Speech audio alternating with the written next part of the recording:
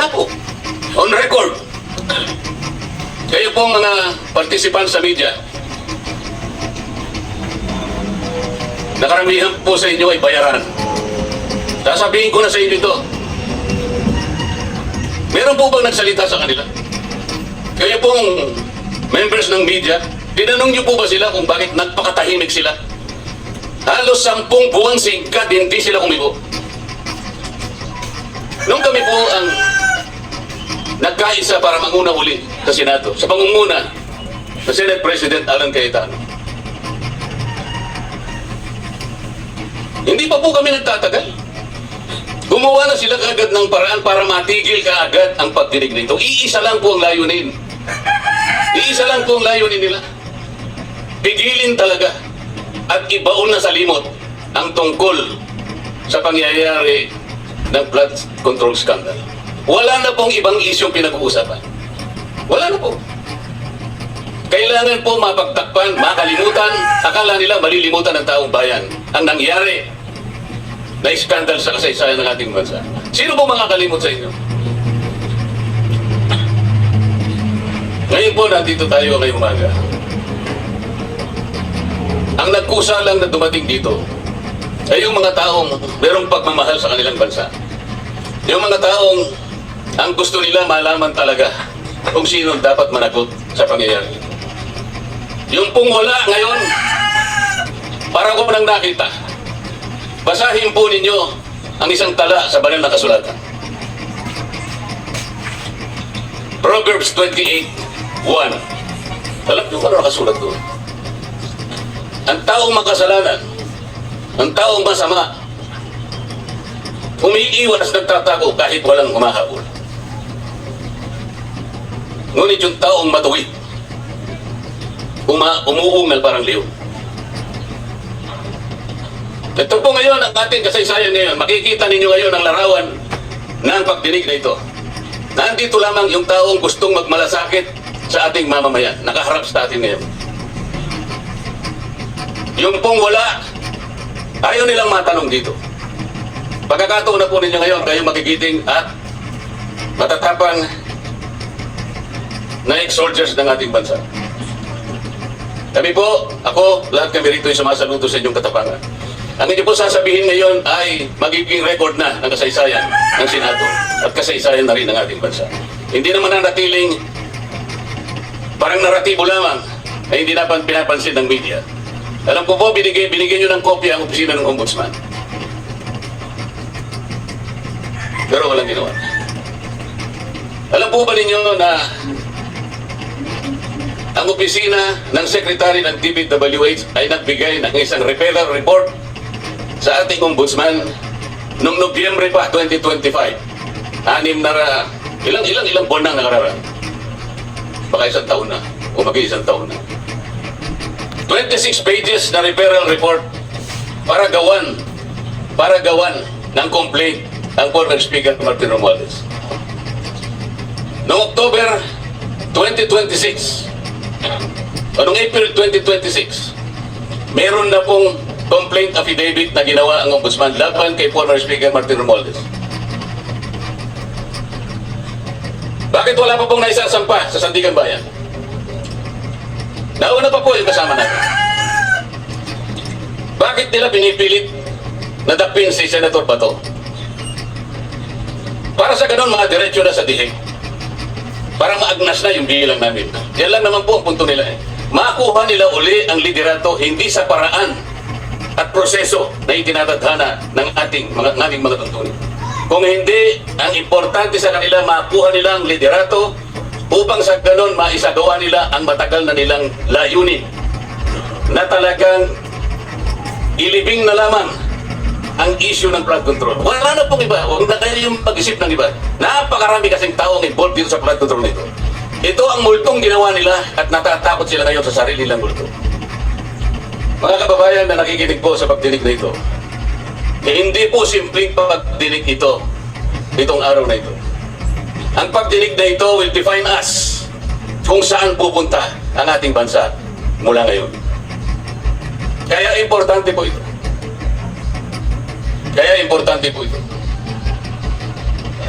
Ngayon, dahil wala po yung mga importanteng mga taong pinatawag natin na doon sana pasisimulan ng mga tanungan, kayo pong nandito ngayon at tatanungin na lang. Pagkakataon na ninyo, marirecord na po ng formal ang sasabihin ninyo. Matatala ng formal.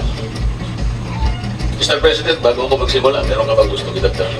Well, it's not too late. The Office of the Ombudsman, DPW. Thank you. For the record, Mr. Chairman, all of the resource persons seated around the tables here have taken or affirmed their oath. Thank you, Mr. President. Mr. President, for your information, Attorney Rondain, lawyer for Saldico, is in the vicinity, but I received a notice that he is prevented from making his way into this hall. Sana po ay merong makatulong sa kanya para makarating dito.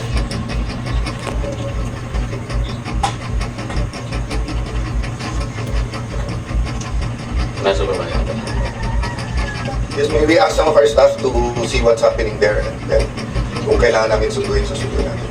Again, may I remind even our own employees, pagka in-interrupt nyo or dinisturb or pipigilan nyo yung ating hearing, yan po ay criminal offense. At ang hindi pagpapasok sa aming resource person ay kasama po yan sa paparusahan. Mr. President,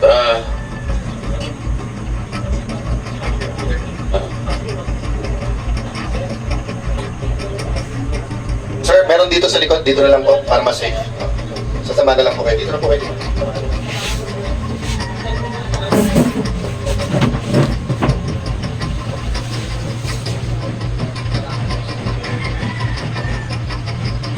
Attorney Baligot, kayo po yung muna namin tatanungin dahil magkakaroon po ng pagbabago lang dahil nawala nga po yung at hindi dumating yung mga principal po mga kasama ninyong respondents para sumali rito.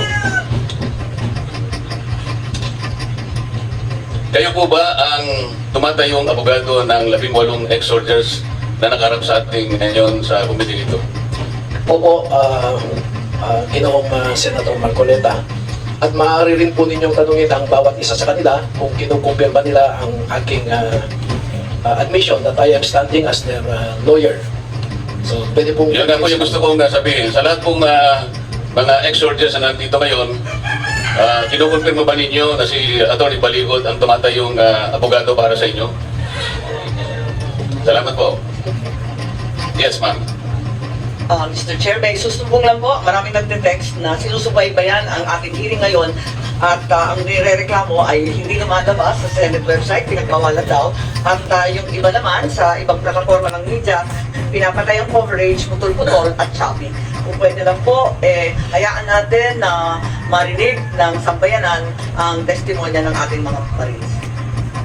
Salamat po sa inyo muna at Madam Senator. Talaga pong gagawin nila lahat ng kanilang magagawa. Mr. Chair.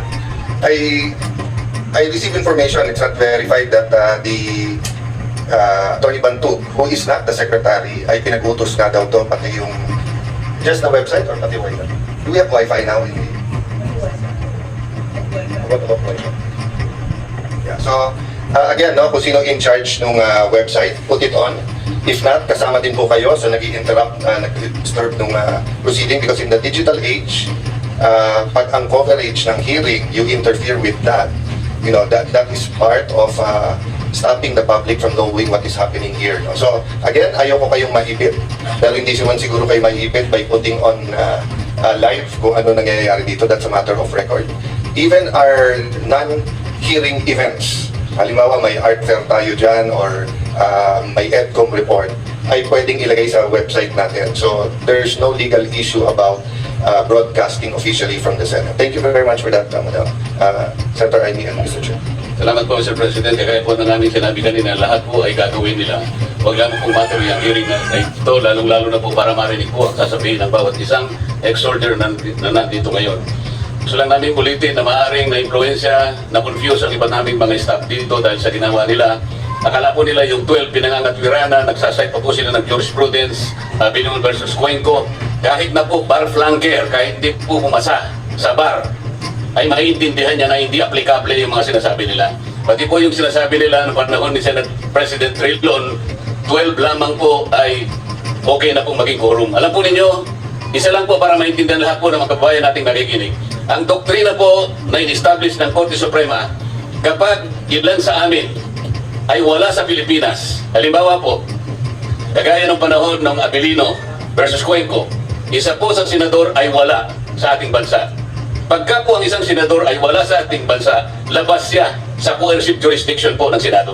Kaya kung isa ay wala, 23 ang Trust the expert. PDS Share Plus is clinically proven. ang wala sa bansa sa iba't ibang kadahilanan. Kaya ang basis po ng quorum nun ay 20. Kaya kahit 11 lang sila, pwede ang quorum. Sa panahon po namin ngayon, ikinulong po nila si Senator Jinggoy. Pero si Senator Jinggoy po hindi nakakulong sa El Salvador, nandito po sa Pilipinas. Si Senator Bato, wala naman pong determination na nakalabas siya ng Pilipinas. Gusto lang nilang ilabas sa Pilipinas para malusaw na po yung bilang namin. Yun lang po, para pangatandaan ninyong mabuti. Lahat po ng sasabihin nila, ililinlangin kayo, ililigaw kayo. Iligaw po yung ilan namin mga empleyado rito. So, Atty. Baligod, kinumpirma ng mga nanditong mga tumalo na ikaw ay kanilang abogado. Tama ba ang assumption namin na ang pinagsamang sinumpang salaysay na una ninyo yung ginawa ay binigyan nyo ng kopya ang opisina ng Ombudsman? Tama po yun, Your Honor. On the same day that we had the pinagsamang sinumpang salaysay notarized, ay pumunta na po ako kay Office of the Ombudsman para isumite ito. Pwede po ba niyong isa-isa dito sa kapulungan ito kung anong petsa ninyo binigyan ng kopya ang opisina ng Ombudsman? Nakalagay po dito na February 26 po, 2026. Sa mga tweet, ilang buwan na po yun mula nung maibigay ninyo sa opisina ng Ombudsman? About 98 days today, Your Honor. 98 days is how many months? 3 months. Meron na po ba kayong tinanggap na komunikasyon mula sa opisina ng Ombudsman na ginamit niya ito, nag-react man lang siya kung anong gagawin niya, kung paano niya itatrato itong pinagsama-samang salaysay ng inyong mga kliyente? Sumulat po sa akin ng isang director ng Office of the Ombudsman, Records Division Chief, na sinasabi na yung pinagsamang sinumpaang salaysay ay dapat daw po isa-isa lamang, hindi pinagsama. At noong gagawin na po namin yon ay nakatanggap naman kami ng subpoena galing sa National Bureau of Investigation na ayon sa kanilang subpoena ay inutusan sila ng Office of the Ombudsman to conduct an identity verification doon sa mga nakapirma doon. So nangyari po yon, pero nagkaroon kami ng konting pagtatanong sa NBI dahil ang delegated authority nila ay to conduct identity verification lamang. Ngunit pinaghiwa-hiwalay po nila itong 18 at nag-conduct po sila ng isang custodial investigation. At pinaalalahanan ko po ang mga investigador ng NBI na kung custodial investigation yan ay entitled ang bawat isa ng abogado. At nag-iisa po ako noon. Kaya ang sabi po nila, di bale, attorney, dahil ipapabasa muna namin sa iyo ang kanilang salaysay pagkatapos. Ngunit hindi po ginawa ng NBI yon. At 6 po sa mga 18 ay pinilit nilang pumirma. At doon sa nakapirma, 2 ang ginamit ng Office of the Ombudsman sa Field Investigation Bureau doon sa kanilang factual investigation concerning former Speaker Martin Romualdez, Zaldico at saka si Attorney Raul Paras, no? At naglabas ng isang complaint ang opisina na yon ng Ombudsman laban doon sa nabanggit kong 3 at ginamit po nila yung salaysay na naibigay sa NBI, yung salaysay ni Ginoong Esquivel at saka ni Ginoong Navidad po. Di bang kumpletohin nyo yung pangalan nung 2 sa 18 ex-soldiers na ang kanilang salaysay ay ginamit na batayan sa pagsasampa ng kaso kay former Speaker Martin Romualdez, Zaldico at iba pa? Yung isa po ay si Christopher T. Esquivel at saka si Gil Navidad. Mr. Chairman, Yes, Mr. President. just as a lawyer, kumpanyero, and you as a practicing lawyer, no? Hindi ba mali yung procedure ganon? Kasi ang alam ko sa custodial investigation, the person under investigation has the right to choose his lawyer At kailangan all throughout the custodial investigation, present yung lawyer niya. Hindi pwedeng sabihin ng piskal, ng police, ng NBI o ng kung sino man, papakita muna namin sa iyo. You're there to advise them all throughout the procedure. Tama po ba ako? Tama po yun, Senate President. Yun po ang sinabi ko. I caution the NBI investigators about that. And in-admit nila na alam din po nila yun dahil abogado rin sila. Kaya ako naman, para hindi nila masabing obstructionist po ako, ay pinayagan ko po silang interviewin isa-isa na walang kasamang abogado, but with the condition na pag natapos nila, bago pumirma yung interviewee, ay basahin ko po muna at kasama ako sa pipirma. Ay hindi po yun na sinunod ng ilan sa mga NBI investigators. So I'll ask the follow-up questions later on so that we can go fast. Thank you, Mr. Chair. Pero Atty. Baligod, nung ibigay mo itong kopya sa kanila na pinagsamang sinumpang salaysay, wala naman silang sinabi sa'yo na yung pinagsamang salaysay na yon sa kanyang kabuuan ay hindi nila sinabing walang kwenta, hindi nila sinabing walang saysay.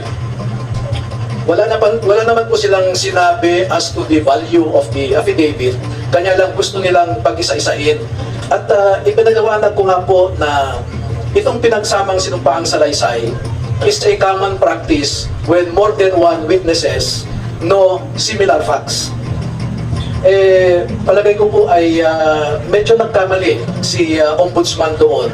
Dahil noong PDAF investigation nga po ay ganun talaga ang proseso. In fact, pwede silang mag-action sa isang anonymous na complaint. So, ang proseso po talaga sana dyan ay merong reklamo, pwede po nilang i-refer sa kanilang Field Investigation Bureau. I think there are 6 or 7 bureaus na magkakandak po talaga ng ganon, question and answer, no?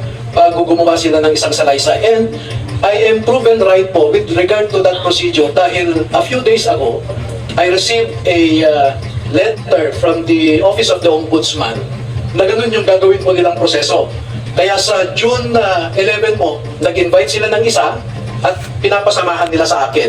Sa June 15, isa sa umaga, isa sa hapon, at pinapasamahan din po nila. And tama po yung proseso na yon. Yung unang sinabi ng Ombudsman na proseso nila ay nagkamali po sila noon. Salamat po. Bago ko ituloy ang aking pagtatanong sa iyo, let me acknowledge our colleague, Senator Noren Ligarda. Senator Noren Ligarda. Thank you. Good morning, Mr. Chair. Thank you very much. Mr. Chair, may I just make a comment on the earlier statement of Senator Pia Cayetano Villarreal? Mr. Chair, yes, you recognize me, right?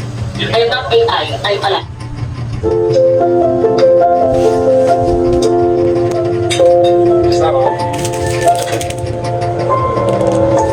Tao po kayo.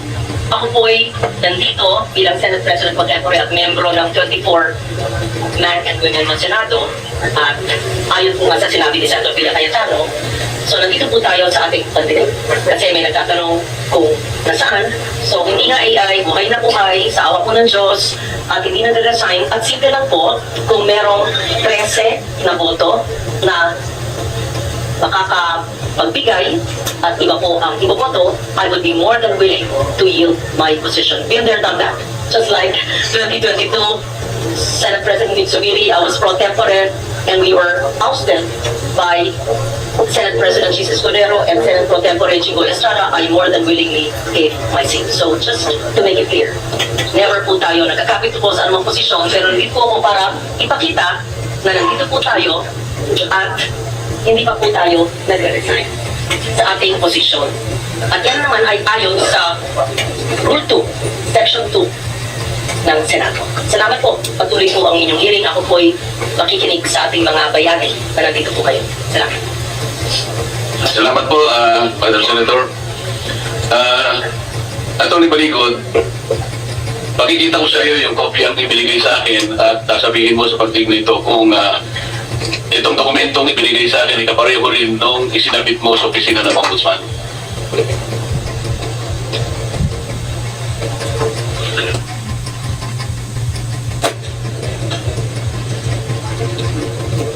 For the record, Mr. President, Atty. Baligod is comparing the document I handed him with the document that he furnished the Office of the Ombudsman. Mr. Chair, before I respond to your request, let me make a statement that salamat po sa tanong nyo na ito. Dahil alam ko po na may umiikot noon sa social media na claiming na yun yung affidavit ng 18 ng mga dating sundalo. At nakita ko po na maraming mali, may mga dagdag, bawas, at yung maling affidavit po na yun ang ginamit ng ilang mga mambabatas sa kanilang reklamong libel at cyber libel sa amin. Ginamit po nila yung hindi notaryado, hindi pirmado, at may mga intercalations na affidavit po.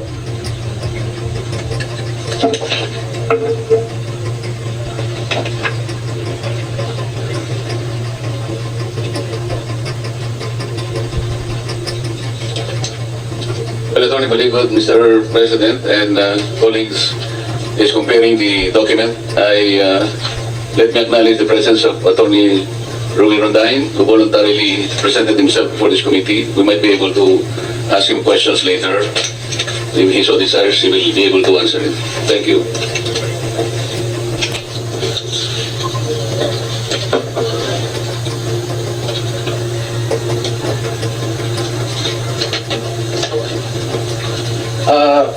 Mr. Chair,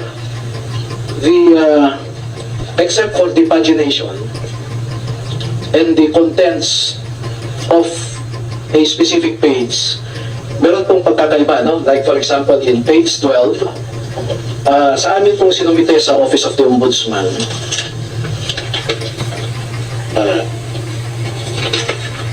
page, sorry. Your Honor, I withdraw my initial statement and I confirm that these are the same. No? Pareho-pareho lang, Attorney. Opo, hindi ko nakita kasi yung isang page kasi nakalimutan ko yung salamin ko sa sasakyan. Okay. Pero,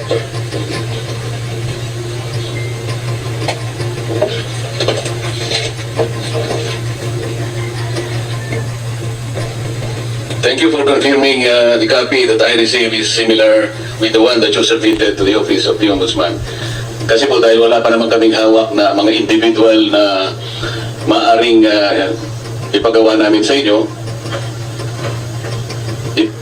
Attorney? para po hindi tayo magkalituhan po, bibigyan na lang po namin kayo ng photocopy of what we submitted to the Ombudsman. Nag-prepare po kami ng kopya para sa inyo.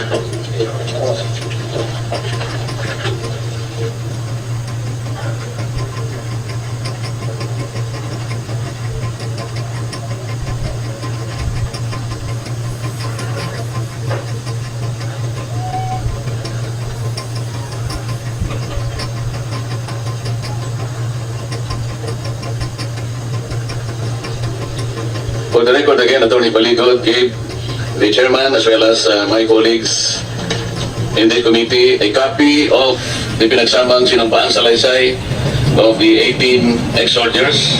The same copy that was submitted to the Office of the Ombudsman sometime in February 2026.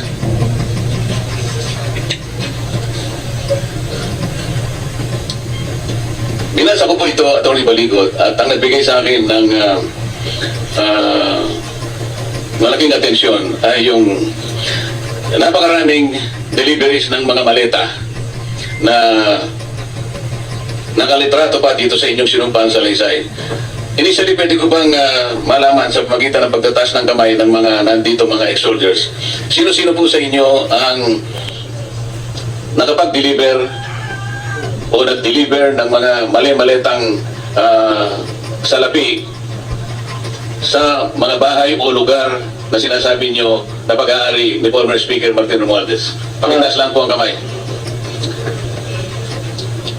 For the record, Sir President, halos lahat po ay personal na nakakaalam na silang lahat ay nag-deliver ng mali-malitang pera sa bahay o sa mga lugar na pag-aari ni former Speaker Martin Romualdez. Salamat po. Mr. Chairman. Yes, sir. Sorry to interrupt. Marami pong media sa labas ayaw papasukin. Kaya makiusap ulit ako sa staff kung hindi ako mismong mababa. Sa pagkaalam ko, may freedom of the press pa naman at hindi nyo naman pipigilan. Nandito lahat ng ating mga kapatid sa media, nandito lahat ng camera. So, pagbigyan natin lahat ng stasyon at lahat ng outlets. May pakisabi, tingnan nyo kung sa gate daw, pinakita sa akin picture, ayaw papasukin. Nag-issue kasi po si Senator Win Gatchalian ng 10 o'clock. Uwian na. Sabi nila gusto nila magtrabaho, pero 10 o'clock gusto nila uwian na. So, tutuloy natin to, Mr. President, Mr. Chairman, but sana nga po, huling panawagan na to, na lahat ng gustong mag-attend, basta't maayos lang, payagan po nilang papasukin. Thank you, Mr. Chairman. Mr. Chair, may I be recognized for a few seconds of preliminary statement before you start asking questions directed to the 18 former soldiers? Yes, that is supposed to be the one I will ask you to do because you need to identify them, their circumstances, kanino sila nagtrabaho at kung paano nila nagawa itong pinagsama-samang salaysay na ito. Please proceed. Okay. Salamat po, Senator Marcoleta. Dagdagan ko na lang yung gusto ko sanang sabihin kanina, but it will take me a few 1-2 minutes lamang po. Dalawang reason po kung bakit nandito kami ngayon sa harapan ninyo. Ang unang rason po ay lahat naman tayo, galit tayo sa mga magnanakaw, no? Hindi, ang unang reason pinatawag namin kayo rito. Opo. Para tumestigo kayo personal at marinig ng buong sambayan ng Pilipino, ang sasabihin ninyo, dahil palagay namin malaki ang may contribute ninyo sa ikalulutas ng problema natin na ayaw pong lutasin noong naunang leadership ng Senado. Okay. Ang pangalawang rason po na nandito kami ay dahil na po sa inyong paanyaya bilang chair ng subcommittee ng Blue Ribbon Committee. Nakatanggap din po kasi kami ng isang email kahapon galing sa allegedly sa opisina ni Senator Erwin Tulfo claiming to be the new chair of the Blue Ribbon Committee. At kagabi po ay nag-usap kami and we decided to honor the invitation of the committee as chaired by Senator Cayetano and as chaired by you as the chair of the subcommittee. Dahil po, sabi nga ninyo kanina, ay mali yung proseso kahapon. At kanina lang po namin nalaman talaga na yung pagnanakaw pala ay habit forming. Dati ay nagnanakaw lamang sila ng pera sa kaban ng bayan. Ngayon, o kahapon, ay meron ding nagnakaw ng kapangyarihan. At kanina lamang po, pagpasok namin ay gusto rin nilang nakawin ang katotohanan at pagtakpan ang katotohanan sa ating mga kababayan tungkol sa pagnanakaw na ito. Kaya sabi ko nga, habit forming pala ang pagnanakaw. Ito pong affidavit na ito ay isinagawa ng mga sundalo pagkatapos ng ilang meeting, no? Kailangan ko po silang tanungin sa kanilang mga nalalaman. At yung nandito po sa kanilang pinagsamang sinumpaang salaysay ay parang bintana lamang po kung ano ang nalalaman nila. Marami pa po silang alam na hindi namin inilagay dito at sinadya ko po na hindi ilahad-lahat because I just wanted concerned agencies of government to look into their allegations. Parang imbitasyon lamang. At gusto namin sa isang formal na investigasyon sana ilalabas ang lahat po. Marami pong wala dito at halimbawa nga po, pardon me if I touch the sensitivities of some. Especially nandito po ang isang ginagalang nating babae na miyembro ng Senado na ito. Pero halimbawa po, personal na witness ng mga sundalong ito, isang miyembro ng ating Senado ay engaged sa human trafficking, namimili siya ng babae. At ipinapasok pa ng mga sundalo sa kwarto na nandun, yung kasamahan po ninyo. Attorney, sorry ha. Ang problema kasi karamihan ng Senado lalaki. So pag hindi mo sinabi yung pangalan, baka hindi kami makauwi ng buhay sa mga asawa namin. So banggitin mo na kung sino. Basta Masasabi ko po na wala dito. Okay. No? And in due time po ay... Okay, in due time, basta may personal knowledge ha. Basta hindi marites. Go ahead. Pero as much as possible, Mr. Chairman, yun ang request ko.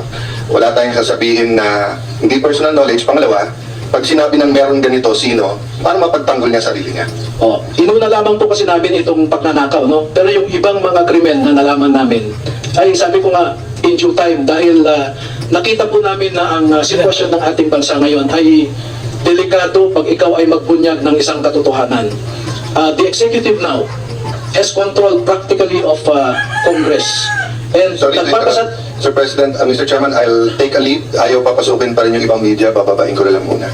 No? Yes, apropos of that, Senate President Alan, please, nahack po yung website yata ni Chairman Marcoleta at hindi na lumalabas. May lumalabas na nagda-drums, na hack po yung kay Yung Facebook? Marcoleta. Yes, at hindi siya makapag-livestream. May taong nagda-drums, yun na lang lumalabas, nakakapagtaka. Ikalawa, bago kayo umalis sa Senate President Alan at saka kay Chair Marcoleta, ibig ko lang tanungin, bakit mo narito ang DILG Secretary John Vic Remulla? Pinagtatakahan ko po dahil ang pagkaalam ko, ang tanging security lamang sa atin ay ang OSAA.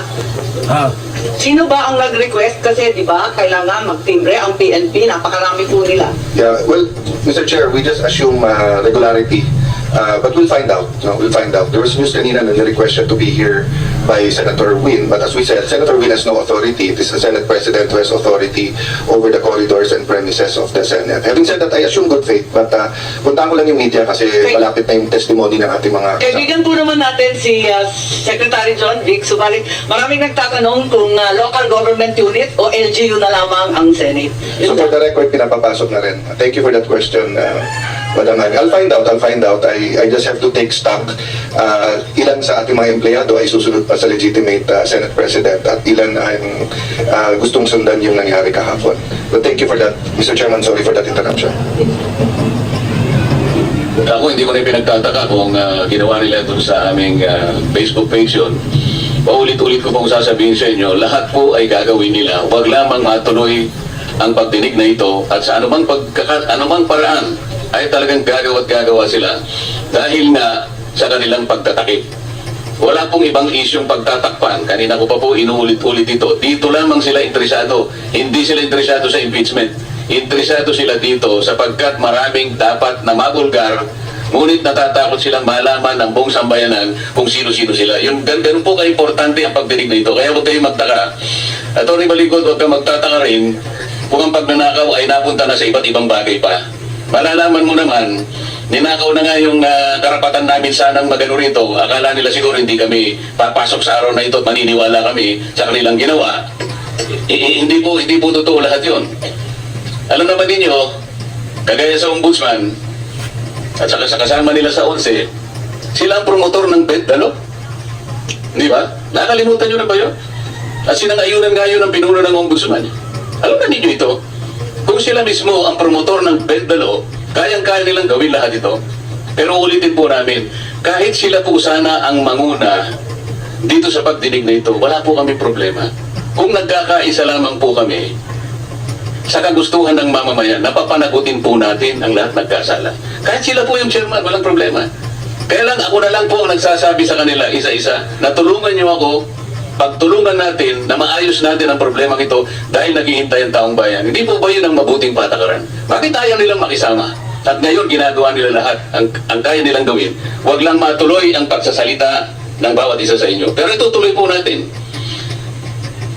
Atty. Baligod, yung tinatanong ko sa iyo, i-establish mo kung paano, saan ang galing ang mga dakilang mga sundalong ito, paano nila nagawa ang sinumpang salaysay, kanino sila nagtrabaho, at paano sila nagkaroon ng ganitong impormasyon para maglahad sila ngayon sa umaga nito sa harap ng komite. Salamat po, Senator Marcoleta. Halos ang buong bansa noon ay nanonood sa Senate Blue Ribbon Committee hearing na kung saan si retired Sergeant Orly Gutesa ay nagbigay ng kanyang testimonya. At pati itong mga dati niyang kasamahan at ako ay nalaman namin kung ano ang naging trato sa kanya. At hanggang sa tuluyang nawala si Orly Gutesa. At sinubukan ko pong alamin kung ano ba talaga ang nangyari kay Sergeant Gutesa. At salamat naman sa impormasyon ng ilang mga kaibigan natin sa Armed Forces of the Philippines na nakapagkwento kung ano ba talaga. So ako po ay nag-isip na totoo kaya ang sinasabi ni Sergeant Gutesa. At doon po nagsimula na hanapin ko ang mga kasamahan niya. At meron akong kaibigan po na kaibigan niya yung dating pinakamataas sa security detail ni dating Congressman Santico na si General Jeff Sodusta at saka si Colonel William Dominguez. At nakausap ko po si Colonel Dominguez. At pinaunlakan naman niya ako na makausap ang apat sa kanila. Pero Pero pagkatapos po ng pag-uusap na yon, ay napansin ko na iba ang body language ni Colonel Dominguez at tayo pong mga litigator ay nakakabasa ng body language, no? Kaya noong pumunta sa comfort room ang isa sa kanila, ay sinundan ko at doon ko kinausap na kung may kailangan ka, kontakin mo ako, binigay ko yung number ko. At totoo nga po, no? After 3 days ay nakausap ko sila ulit at ipinakita sa akin yung text message ni Colonel Dominguez na dinidiscourage ang mga ito at nakausapin ulit ako. Mr. Ngunit, Chairman, may I ask attorney, active yan, si Colonel? retired na po sila. Retired na. Pati si General Sodusta, Yes, maybe we'll get the names later on, Mr. Chairman, at kung pwede, next hearing, imbitahin natin sila. As sinasabi parati ni Senator Lacson, sundan natin yung ebidensya. Diba? So as the names are mentioned, may I ask the Secretariat to take note and then maybe any member can manifest, Chairman, kung sino ang dapat maimbita later on. Thank you, Mr. Chairman. so nung kumontak ko nga ang isa sa akin, ang sinabi niya ay dinidiscourage sila ni retired Colonel Dominguez. Nakausapin ulit ako. Pero nararamdaman ko sa kanila. Di bali na yun, hindi sila na-discourage. Ang totoo niyan, nakagawa sila ng pinagsamang salaysay. At ito ay pinasasalamatan sa inyo ng buong sambayanan at naging matapang kayo para magsiwalat kayo sa nalalaman ninyo. Ang gusto ko lamang talagang tindigan ninyo, lahat ng sinabi nyo rito, lahat ng nakasulat dito, ay kaya ninyong tindigan at maaari pa kayong magagawa ng detalyadong pagsasalaysay kung kinakailangan. Sapagkat nabasa ko yung ibang bahagi nito, medyo may pagka-general ang approach. Katulad halimbawa, nung sinasabi nyo rito na may mga maleta ding naibigay sa mga miyembro ng media. Wala kayong binanggit dito pero inaasahan ko na ididetalya ninyo kung sino-sino ang nabigyan ng maleta sa panig ng ating mass media. Napakasama po kasi ang magiging resulta, lalong-lalo na kung totoo nga. Sa makita ninyo ngayon, i-establish natin talaga kung totoo lahat ito. Saan naman kayo nakakita ng taong bayan na nagdidepende ng kanilang impormasyon, ng kanilang magpagdedesisyon sa nagaganap sa ating bansa at maging sa labas ng bansa sa pamamagitan ng media. Kung ang halimbawa ang media ay nabayaran ng mali-malitang pera, paano nyo ngayon isisiwalat kung ano ang totoo? Hindi na magiging balanse. Kapwa na tayo ngayon malilinlang, kapwa na tayo ngayon maililigaw dahil ang media napaka-importante po ang kanyang partisipasyon sa ating lipunan. Kapag ang media ay sarado ang mata, iisa lamang naratibo ang kanilang binibigay sapagkat natatakpan ng mali-malitang salapi, hindi po maganda yung para sa ating bansa.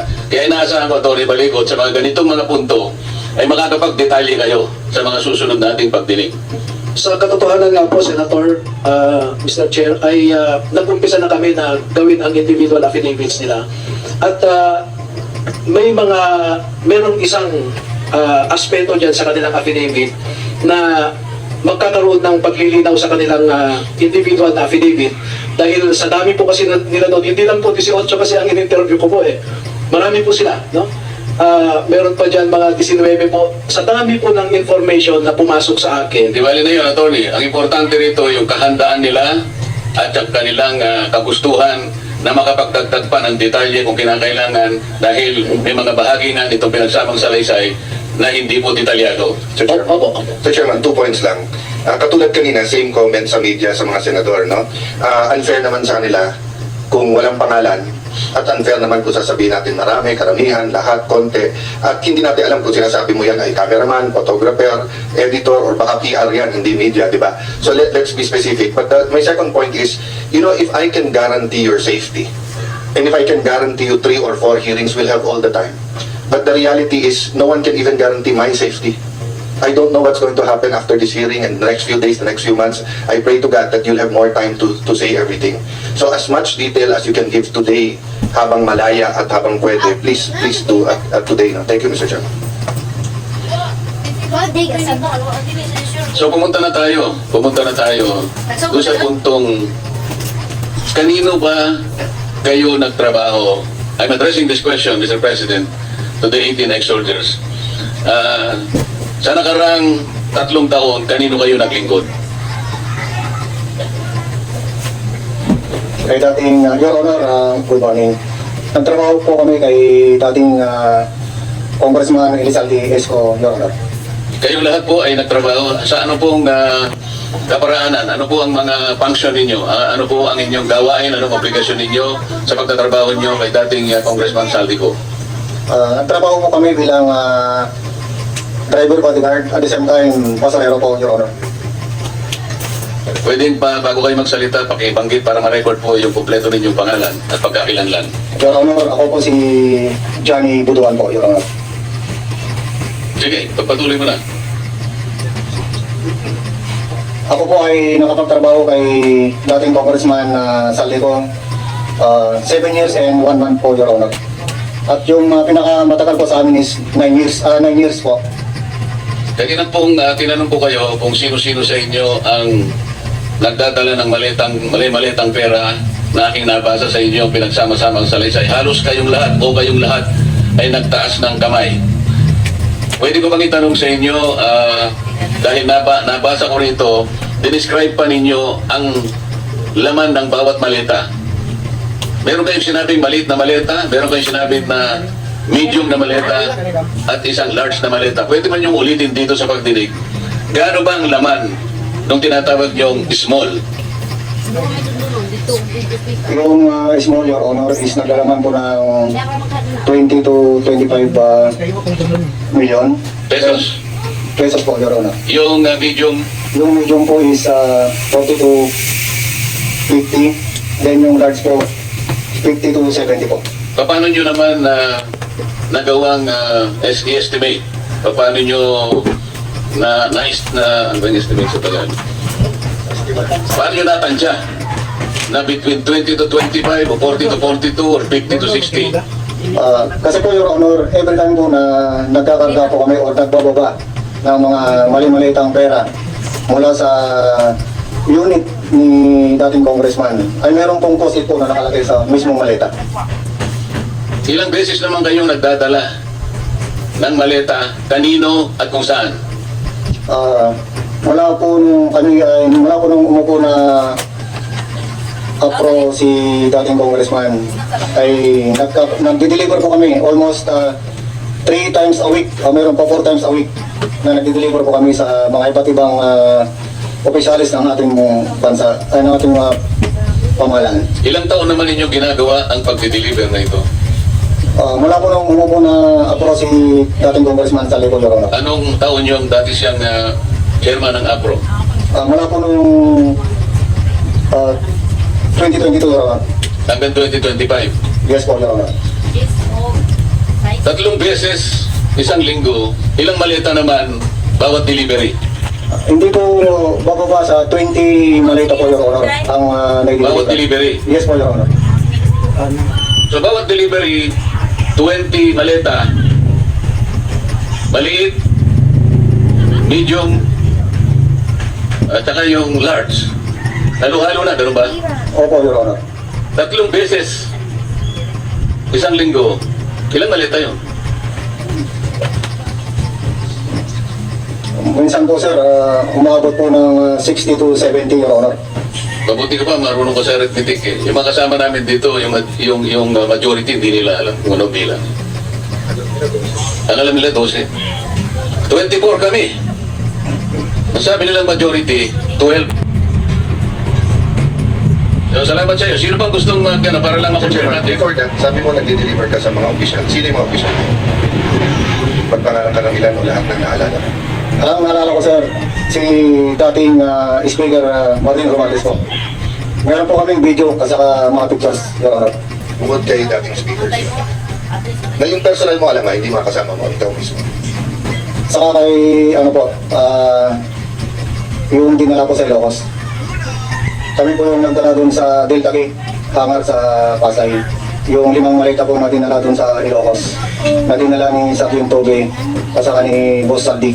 Ikinarga po namin sa Lexus na bulletproof, plate number NFX 8886.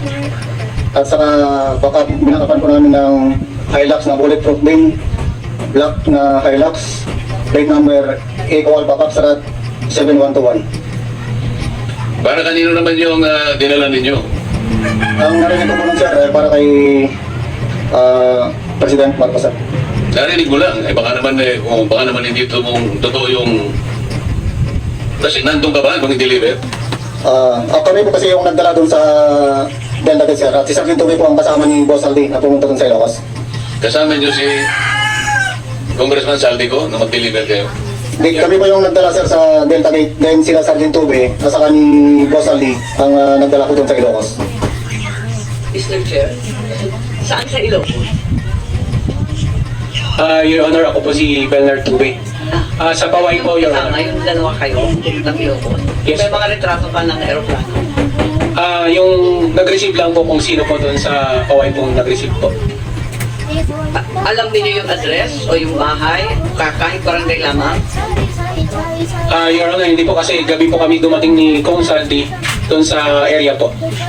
Pero kasama ko po si Kong Saldi. Alam niya po yung kung ano po yung exact address nun. Anong itsura? Naka-unitary yung ma'am, nakatabi po ng lake yung lugar po. Tabi ng lake o tabi ng dagat? Kasi gabi po, either dagat or lake yun ma'am. Basta tabing tubig, Yes, po. may bayan. Yes po. Tapos saan kayo? Doon ma'am sa literary na bahay ma'am kasi nakikita ko po yung mga picture nung ni dating president po na si Marcos din po. May picture din po sila ng family din po. And yung room po, may mga, yung telepono po kasi may mga pangalan po ng mga anak niya. At saka So nakapasok pala kayo? yes po. I see. Nakita ba ninyo yung kamag-anak nila o pamilya ng mga opisyal? Yung time na dumating po kami, Your Honor, is sila lang po. Noon na po si Kong Sandro, then the next po si President, din si First Lady po yung dumating na dinner po sila ni Kong Sandy. Nandun pa rin kayo. Yes po. Kinamugahan na po kami bumalik po ng Manila po. Kailan kayo nagpa-picture? Nakita ko may mga retrato pa kayo eh. Your Honor, natandaan ko 2022 pero di ko matandaan yung... Pero that was the same visit nung nagatid kayo ng... Yes po, yes, Your Honor. Thank you po. May mga kopya ba attached? I haven't had the time to look at this, Attorney Baligo. Do you have copies here? Because I've seen them before, but I'm not certain that they've been submitted officially to the committee. And to the Senate. Yung picture po ni Sergeant Tube, nakasama si Congressman Sandro. And then, may picture po pero hindi ko sinama dyan. Meron din po siyang picture nakasama si TBM. Pero hindi ko rin po sinama sa affidavit. Kailan ninyo may sasubmit yung mga larawan, mga pictures o video kaya na lalong magpapatibay ng inyong sinasabi sa umaga nito? Pagkatapos po nito, Your Honor, ay iipunin namin sa isang USB. In fact, nag-umpisa na kami mula nung natanggap namin ang imbitasyon ninyo. Pero marami po talaga ang iba't ibang sources. Itinago rin po kasi nila yung kanilang telepono. Dahil, alam niyo po, Sino po ang nagtago? nung una po kasi, nung lumabas si Sergeant Gutesa, lahat sila ay pinatawag, no? Siguro sila ang magkwento mamaya. Pinatawag sila at right there and then, kinuha po yung kanilang telepono. Gusto ko sila nang magkwento. Sila Sino po. ang pwedeng magkwento doon sa bahagi na yun na sinasabi ni Atty. Baligot? Yung tungkol sa telepono, sino yung kumuha ng telepono? Your Honor. Pangalan po, pangalan. Ako pala si Benny is Voluntati. Your Honor, kasi nung pumutok yung flood control po, 2024, nakapagsalita na po dito si Master Sergeant Orly Gutisa. Ngayon, maraming nagliligaw sa amin. Ano po? Nililigawan po kami na hindi na po kami magsalita para manahimik na lang po. Una dyan, napatawag kami sa... Sino po ang lumiligaw sa inyo? Si dating Chief of Staff, Nick Torre po. General Torre po. General Nick Torre. Yes po, Your Honor. Anong klaseng panliligaw naman ang ginawa sa'yo? Siyempre yung nanliligaw, kumbaga sa babaeng nililigaw, kung ano-ano ang ino-offer, kung minsan may bulaklak, may tsokolate, pinakikita ang kagandahang loob, lalaki, para lang maibig mo. Anong klaseng panliligaw ang ginawa niya? Una, Your Honor, kinausap kami na mag-pirma ng affidavit na walang bisa namin yung mga sinasabi ni Orly Gutisa po. Ibig sabihin, pinagagawa kayo ng affidavit na huwag ninyong patotohanan Opo, Your Honor. yung mga pinagsasabi Opo, Your na Honor. nauna ni Sergeant Gutesa. Opo, Your Honor. Pumayag ba kayo? Katunayan nga, Your Honor, matagal kami nagdibating dalawa eh. Simula alas 4 hanggang alas 7. Kaso lang yung apat na kasama ko, napilitan na silang pumirma, gawa nung naipit na po. Baka kami ay mapahamak po sa kanila. Mapahamak po ang sarili namin po. Sa mga tweet,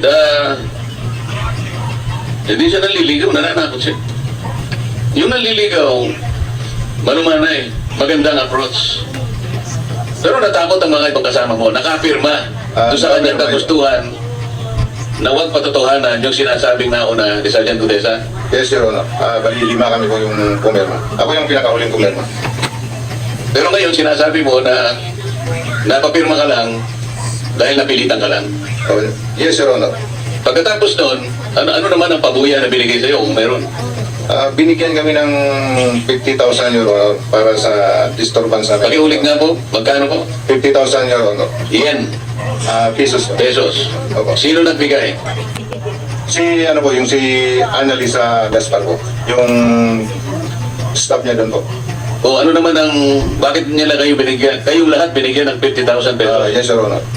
para manahimik Opo, at huwag patibayin o patibayan ang pinagsasabi ni Sergeant Dudesa. Opo, Your Honor. At saka sumasunod na araw, Your Honor, pinatawag naman po ulit kami na yung lahat ng cellphone po namin ibibigay po sa kanila. Sa anong dahilan? Papalitan po ng mga bago po, iPhone po. Ano bang klase yung mga cellphone nyo? Nokia? iPhone 16. So papalitan nila ng mas maganda. Yes, Your Honor. Alam ninyo yung dahilan kung ba't nila gagawin yun? Kasi nandun yung mga picture namin, Your Honor, na kasave sa cellphone po namin. O ganun pa lang nangyari, paano kayo nagkaroon pa ng mga litrato Your na Honor, nasama dito sa inyo pinagsamang salisay? meron po kaming nakasave sa iCloud po namin. Nautakan mo rin siya, di ba? Yes, Your Honor. Kahit saan napunta, kahit babasagin ko yung cellphone ko, pwede ko po i-restore sa isang cellphone po. Pinapatunayan pa ba ninyo yung sinasabi niya sa kayo po? Your Honor, Pangalan po? Rosebert Ofan, ilagdag ko lang po, ito po yung cellphone na binigay sa akin. Anong pakisabi mo kung anong klase ng cellphone para ma-record? iPhone 16e, 128GB. Magkano yan sa ngayon? Hindi ko, mga 30 plus siguro, Your Honor. Ano? 30 plus. Hindi sila marunong, 30,000. hindi sila marunong manligaw? Tapos, Yes, Mr. President. one question. Sir, brand new nung binigay sa inyo. Yes, Your Honor. Yeah. May I ask the staff mamaya, yung ano tawag doon, IME, may number yan eh. Pag, IMEI, try lang natin i-trace baka kung saan nila binili at paano it's our duty here na sundin lahat ng ebidensya. So we'll try to do a forensic then. Kahit namin hindi lahat or kung sino hawak yung bago. Tulungan nyo lang kami kung alam niyo yung sinasabi ko. sige po. Thank you. Dagdag ko lang po, Your Honor. Gusto nyo lang makuha yung dati yung cellphone kasi marami po akong nakasave doon na mga picture. Pero dahil po sa Marines po ako, wise, ibang cellphone po yung binigay ko. Kaya na-save ko po yung mga picture. Sabi nga nila, Mr. President, nagtatali-talinuhan man ang matching, nauutakan din. Tama? Punta tayo ulit doon sa mga mali-maleta na binibigay ninyo. Dinadala mo. Kanino ba galing yung maleta na dinadala nyo sa bahay at mga lugar na pag-aari ni former Speaker Martin Romualdez na pinsang buo ni Senator Jaime Marcos? Your Honor, yung mali-malita po na binibigay po kay Kong Sadi galing po sa ibang contractor po na narauna po na naimbestigahan na po dito. Na-establish na natin kung ilang beses sa loob ng isang linggo kayo nagdi-deliver at kung ano ang average na bilang ng maleta at yung nilalaman ng mga maleta ngayon. Na isang araw nga ay hindi makapaniwala yung isa sa amin na para bang physically hindi po pwede na makapag-deliver kayo ng ganong kalaking halaga at parang bumaba siya ng parang time motion study. Imposible ito. Kaya ayaw niya kayong ipatawag dahil hindi siya makapaniwala na yung ganong kalaking pera ay pwede niyong i-deliver. Naniniwala ba kayo talagang na-i-deliver ninyo ng buong buo yung mga sinasabi niyo na nakasulat dito sa inyong pinagsamang salisan? Ano-anong lugar? Ano-anong addresses? Isa lang ba ang bahay na pinagtalan niyo sa bahay ni Martin Romualdez o may iba pang mga lugar kagaya ng binabanggit niyo rito? Kailangan ma-record po lahat ito. Bagamat ito pong binigay na copy ngayon ay magiging parte na po ng record ng Blue Ribbon Committee. Your Honor, yung sa kay dating Speaker Martin Romualdez po, nag-umpisa nung umupo si Kong Salico sa Chairman Appropriation. Simula September hanggang natapos yung termino niya po, ayos lang po. Simula September 2022 sa 14 na restrict po kami nag-deliver hanggang 22 to 23 December po. Ano pong address? 42 McKinley Road. McKinley.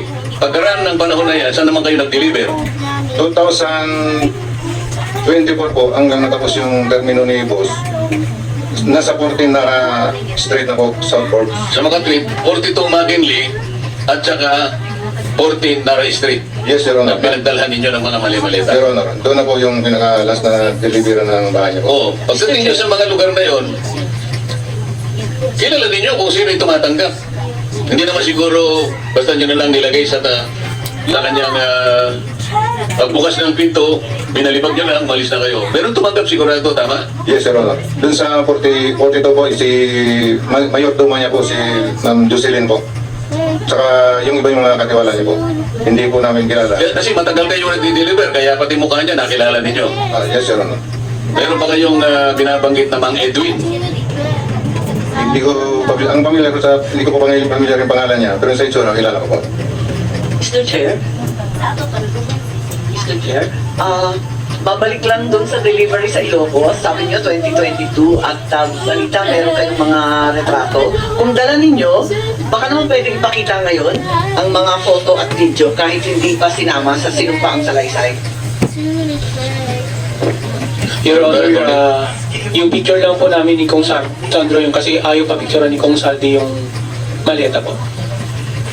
Pero may nakita ako mga picture, kung pwedeng ilabas na rin ngayon para mapatunayan. Maraming nakikinig at mga Ilocano kabala-kabala. Bago yun, habang naghahanap si Atty. Baligot, I'll take advantage of the presence of the lawyer of Mr. Saltico, Atty. Rondain. Dahil nababanggit naman ang pangalan ng kliyente mo. Pwede ko bang malaman mula sa iyo, attorney, kung Can we administer the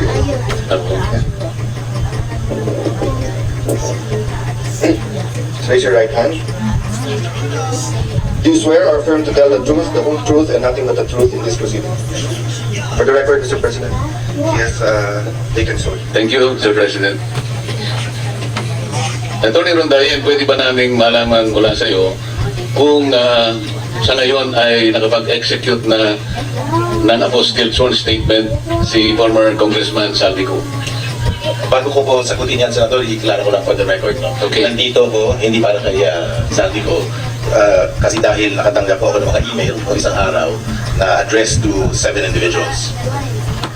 For the record, Mark Tiksay, John Paul Estrada, Joshua Cano, John Kirby Baharilla, Roland Supat, Attorney Sam Buenviales, Sam Buenviaje, and Arnel Gango.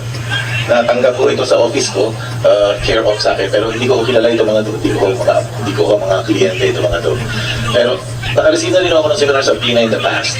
Sumulat na rin ako sa Blue Ribbon na sinasabi ko, hindi ko kliyente ito.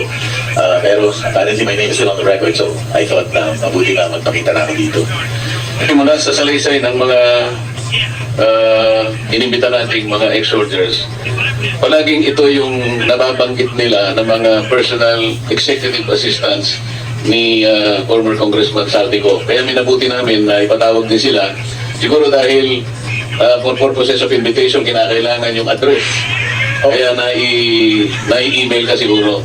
Siguro, naririnig ko na yung pangalan ng Mark Tiksay at saka John Paul Estrada, pero hindi ko ba sila kilala? Sa kanilang mga salaysay kasi paulit-ulit na itong dalawang ito ang unang-una ay nagbibilang ng pera para ilagay sa maleta. Sila yung sila yung pinagkakatiwalaan ni former Congressman Saldico para sa mga deliveries.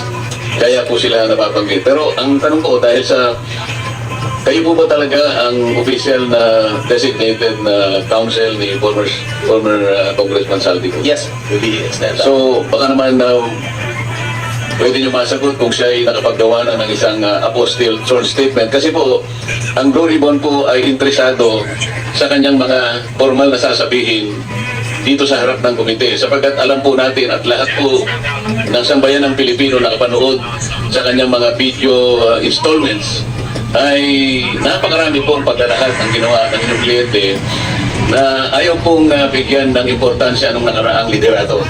Sa kadahilanan na ito raw pong mga pinagsasabi niya ay hindi naman reduced in writing at hindi naman na pinasumpaan o hindi siya nakapanumpa sa isang embahada o konsulada ng ating bansa kung saan man siya naroon sa Europa.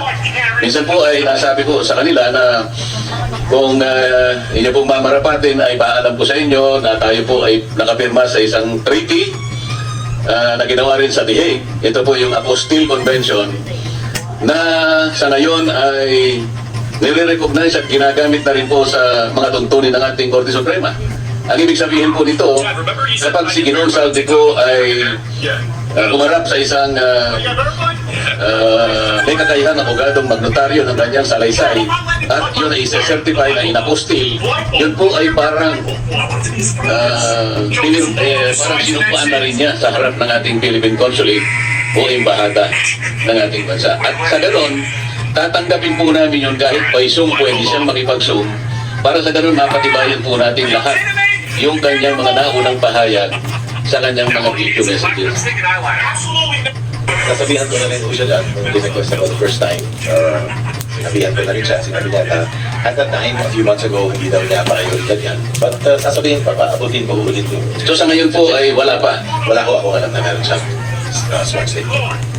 At maaari po bang mag-request ang komite sa pamamagitan ninyo na kung siya po ay makapag-execute ng isang apostille na sworn statement, yun po ay tatanggapin namin sapagkat no less than the Supreme Court already incorporated the Apostille Convention into the rules. I will relay it. Salamat po, Attorney.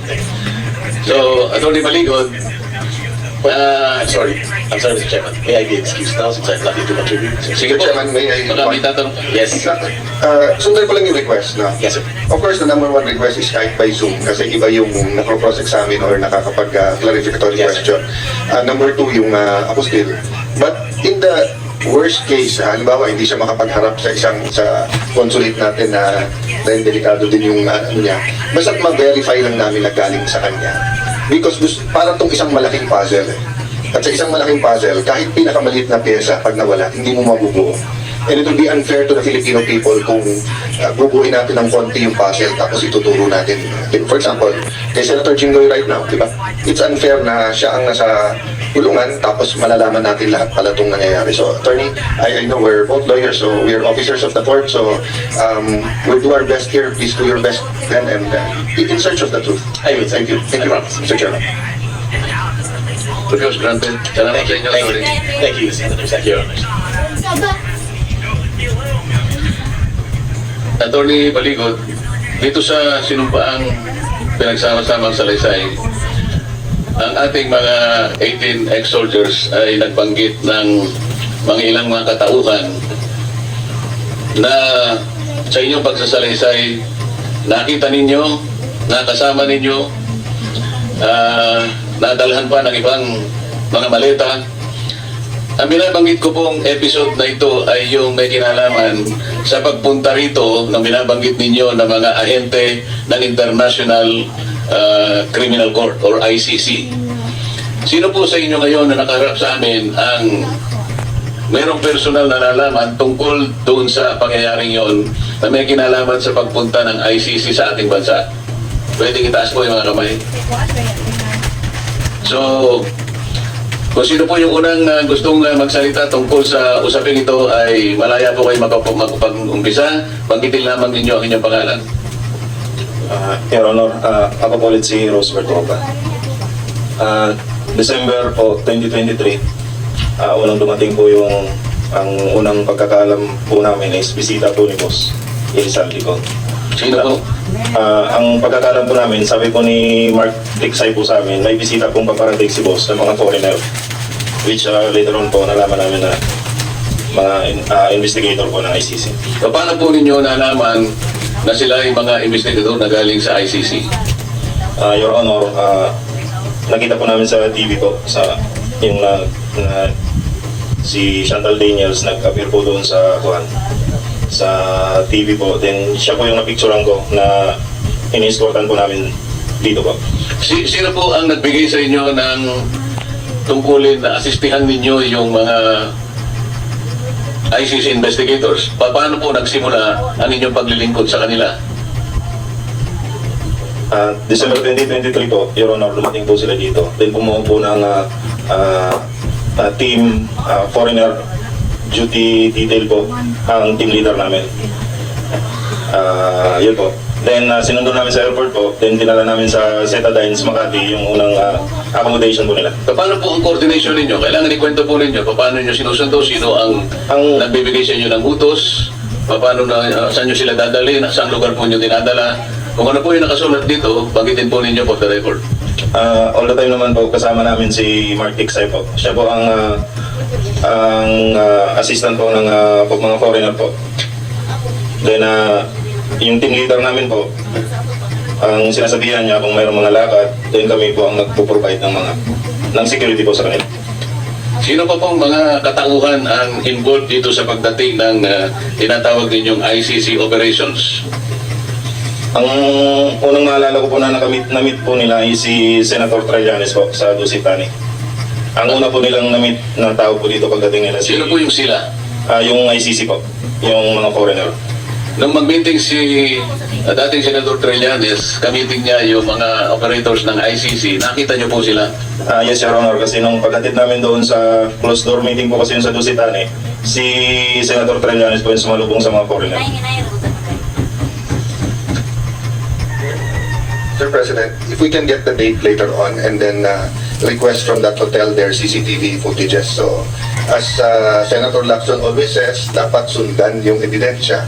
So, hindi ko na ulit-ulitin kasi baka makapaganda yung iba eh. But take note lang ng staff natin, pa may binanggit silang detalye at kaya nating sundan sa ebidensya, that will either prove or disprove yung sinasabi ng ating mga resource persons. Thank you, Mr. Chair.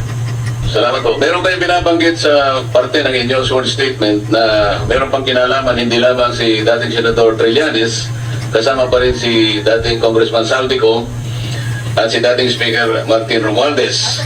At meron kayong lugar na binabanggit kung saan sila nagkikita. Pwede ba ninyong ikwento ito? Pagkatapos po noon, nakamiting po ng mga foreigner po sa Dusitani si Senator Trillanes. Mga ilang araw po, na-meet din po ng mga foreigner sina dating Speaker po Romualdez, si Boss El Saldico sa townhouse po. Then kasama rin po si Senator Trillanes doon. Unit 9 townhouse sa may Makidli po.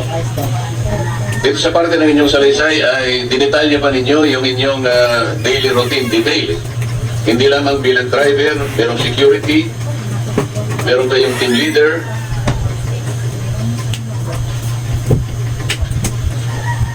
Masyadong detalyado ang pagkaka-explican nyo rito. Ibig sabihin talaga, may nakatutok na driver, team leader, security para sa operators ng ICC. Napaka-importante nilang mga tao na dumating sa ating bansa.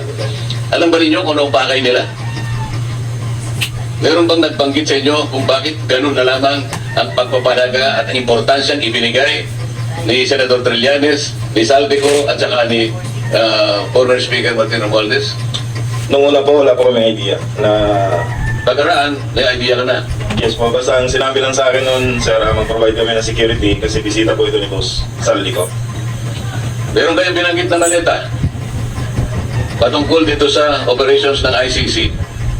Ikwento ninyo kung paano nag-operate ang maleta dito sa mga tauhan ng ICC na nagpunta sa ating bansa.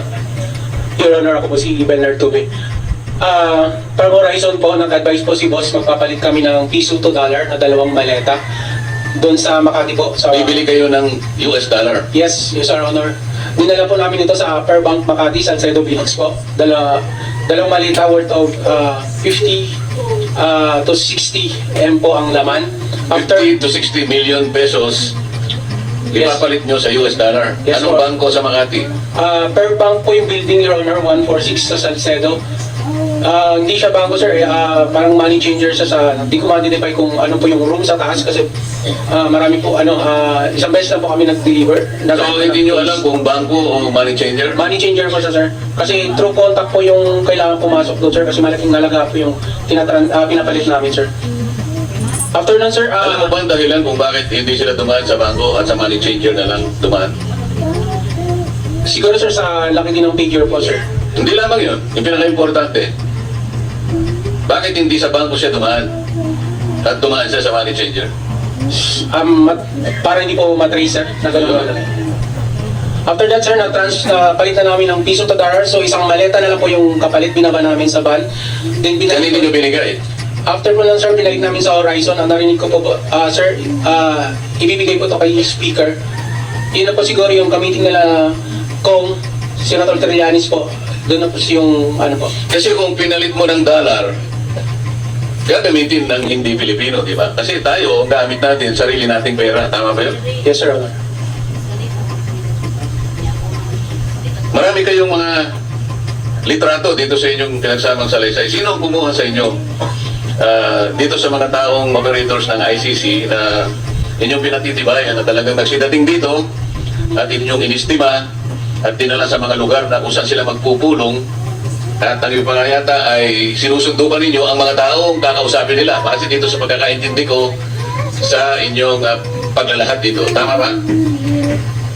Yes, Your Honor. Ako po yung gumawa ng mga litrato, Your Honor. Eh yung mga taong kakausapin nila sa araw-araw base sa schedule na inyong inilahad dito sa inyong salaysay. Si Mark Texay po yung may contact, Your Honor, ng mga ka-meeting po nila. Pero nakikita ninyo kung sino yung mga taong sinusundo ninyo na kanilang kakausapin. Yes, Your Honor. Ilan ang mga taong nakausap nila magsimula nung pumunta sila rito hanggang sila ay matapos ng operation at sila ay nakauwi. Nung unang dating po nila ng December 2023, Your Honor, 2 beses lang po yung activity na ginawa nila. Yung na-meet po nila si Senator Trillanes, then yung pumunta po sila sa townhouse. Then bumalik po sila October 2024, Your Honor. Then doon na po namin nakita ang sunod-sunod po na activity namin doon sa Maidas kasi yun po ang ginawa nilang venue po ng investigation, Your Honor, ng mga foreigner. Nakita po namin doon ang mga witness po na kanilang ini-interview po.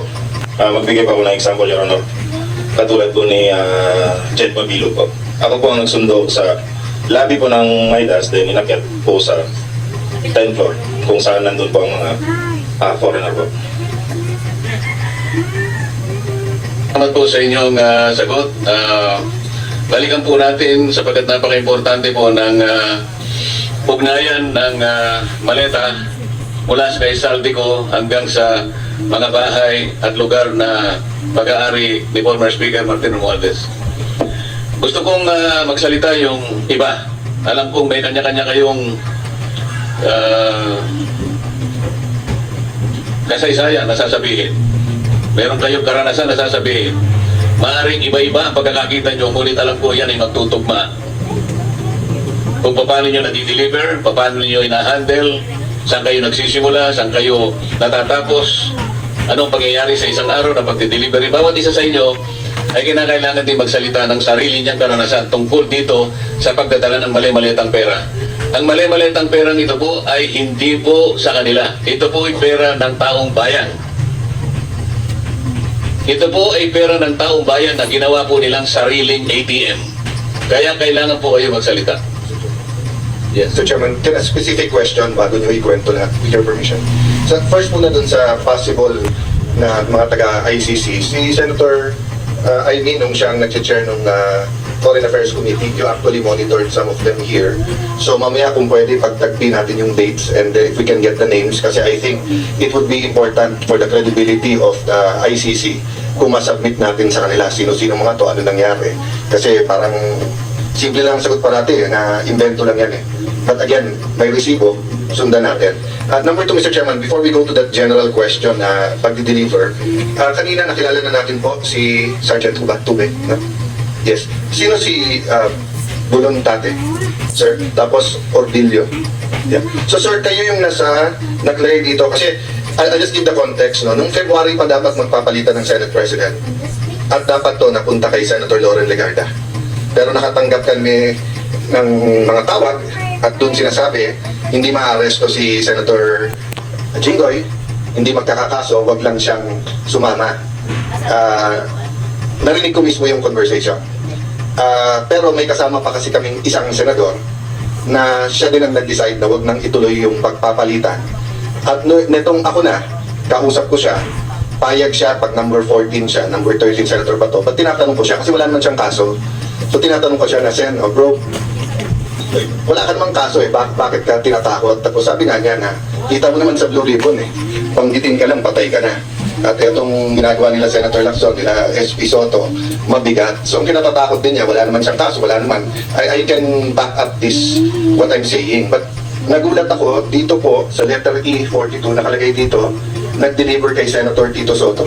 So pwede niyo bang i-verify, totoo po ito at kwento niyo yung circumstance? Yes, Your Honor. Sige, sir. Yung time na yan, Your Honor, advance team kami, Your Honor. Nauna kami sa area kasi advise na kami ng team leader namin na mag-proceed na sa building ni Tito Soto sa Baclaran. So, after lunch, nandun na po kami aboard. Ngayon, nag-antay kami na dumating sila ni Posaldi. Pero na dumating sila, ngayon, na okay na yung area, narigo na namin. Pagdating nila, ako nag-guide po dun sa baba. Parang may basement sa gilid po. Kaya dumirit sila yung limo ni boss, umikot. Tapos nag-drop off. Tapos makyat sa parandahan, Your Honor. Tapos may elevator. Kasama niya po si A.E. Mark, saka si Paul, saka yung iso niya po niya si Police Major Dichioso po. Tapos noon, pasakay siya sa elevator, may pagbukas ng elevator, may salubong po doon. Sumakay sila. Tapos yung malita po na dala po namin, nadala po ng mga kasama ko, tulak-tulak po nila yung dalawa, hinapol po yung dalawa, at sinambay po sa elevator. Tapos yung the rest po na ibang malita, hindi po nakabol, nauna na po akit sa taas po. Paano deliver niyo? Pera? Pera po. Alam mo magkano? Large po, malaki. Large, ang large usually ang laman ay 40 to 70 po. so ilan ang diniliver? 40 to 70 po yung... So isang maleta lang. 5 po, 5. 5 maleta na tig 40. Yes, Your Honor. Yeah. So more or less kailan to? Isang Your Honor. More or less kailan? Kailan? When? Year 2024 po, bago Campaign period. Yes po. Okay. So, kaya ako ito tinatanong dahil mabigat sa akin to dahil nga pinaniniwala natin yung Blue Ribbon Committee na pinamunuan ni Senator Lacson, but everyone knows magpartner talaga yan si Senator Tito Soto and Senator Lacson, no? Not partners in business but partners in politics, no?